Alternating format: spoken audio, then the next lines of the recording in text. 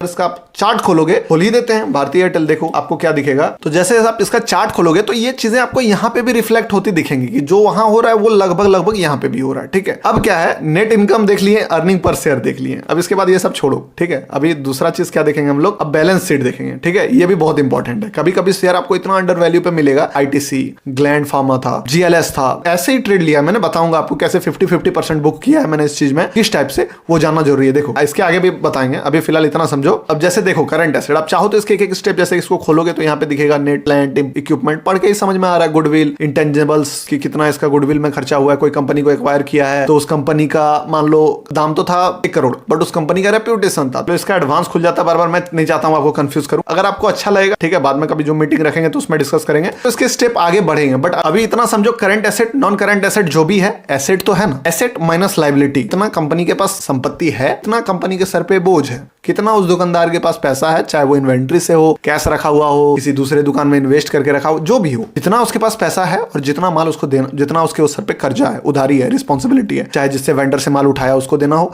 चाहे बैंक को देना हो, या फिर कोई और इन्वेस्टर से पैसा उठाए, जो भी उसके सर पे लायबिलिटी और जो भी उसके पास पैसे है, उस दोनों को निकाले। करंट एसेट है मान लो इसके पास 96, टोटल एसेट देखो इसके पास, एसेट बढ़ रहा है क्या, टोटल एसेट्स बढ़ रहा है, हाँ 1,57,000, 1,81,000, 1,81,000, ठीक। बट अब सिर्फ एसेट देखने से थोड़ी चलेगा, इसके सर पे लायबिलिटीज भी तो है। बट हाँ, ये दोनों को जब घटा देंगे, मान लो मेरे अकाउंट में अभी 1 करोड़ है, मेरा कार लोन चल रहा है 25 लाख रुपए का, मुझे होम लोन चल रहा है मेरा 20 लाख रुपए का, जिसमें से 17 लाख ड्यूज है, उसमें 13 लाख ड्यूज है, और भी मुझसे कुछ लोग पैसा पाते हैं, इस टाइप से मैं भी कहीं से पाता हूं। तो क्या देखा जाएगा कि अगर मुझसे पूछे कोई कि आगे तुम्हारे पास टोटल कितना पैसा, तो मैं ये देखूंगा कि मेरे पास टोटल कितने पैसे हैं, किससे किससे मैं पाता हूं, सारा चीज कैलकुलेट करूंगा, और उसके बाद देखूंगा कौन कौन मुझसे पाता है, किसको किसको देना है, चाहे वो लोन बैंक हो, चाहे वो पर्सन हो, चाहे कुछ भी हो। उसके बाद मैं दिखाऊंगा हाँ टोटल मेरा नेटवर्थ ये है, तो उसी टाइप टोटल इक्विटी निकलेगा, टोटल एसेट जो था, संपत्ति जो था, उसमें टोटल जितना खर्चा था वो माइनस किया, 54,000 करोड़ का इसका नेटवर्थ है। फिर बोल लो आप इक्विटी, वो बढ़ा 63 हुआ, फिर 46 हो गया, क्या बात है, फिर 72 हो गया, 72, फिर 74, अलग अलग इवेंट में देखो साल में, फिर क्या होता है,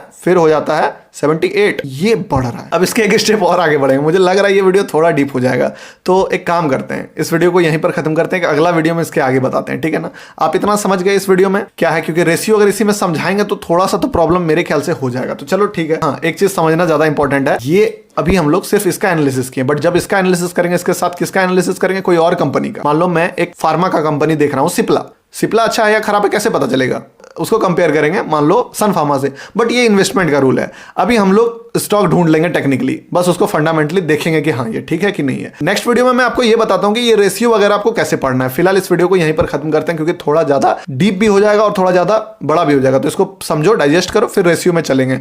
जो बताया वो चीज को देखो, कितना कमाया, कितना सर पे कर्ज था, दुकानदार वाला एग्जांपल से देखो, कंपनी वाला एग्जांपल से समझ में नहीं आएगा अगर बिगनर हो तो। इस बार अब रेशियो समझाएंगे, क्योंकि ताकि दूसरा कोई भी कंपनी अब देखो, सीधे रेशियो देखो, समझ में आ जाए, ठीक है।